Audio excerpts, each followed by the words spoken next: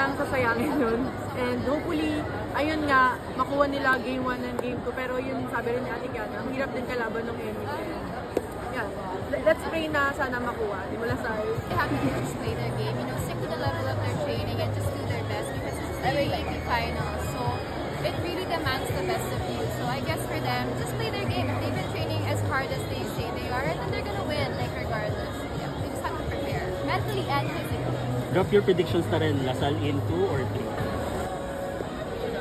Sana Lasal hanggang game 2 lang. Pero ang hirap kalaban ng NU, wala akong masabi. Pero yun nga, ipag-pray ko na lang. Like wala naman, kami naman Ate Kiana, syempre gusto namin manalo natin.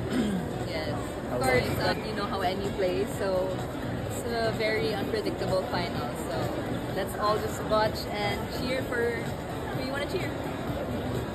Towards the finals of season 85. Aside lang din sa sinabi ni KK, siguro yung yung trust sa mga second streamers.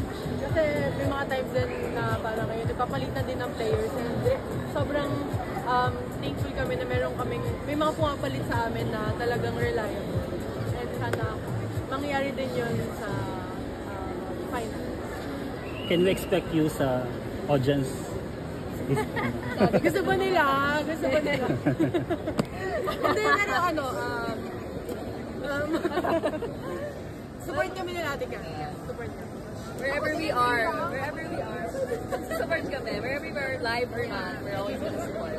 And pahirap kasi Sunday is Mother's Day, right? Oh yeah. So, makamagal si mothers. So ano na lang, ipanalo na lang mo na lang game. Game 2. Basta paabutin. Para di na kami mag-watch Kaya nila yan. Go guys! Kaya on a lighter note, yung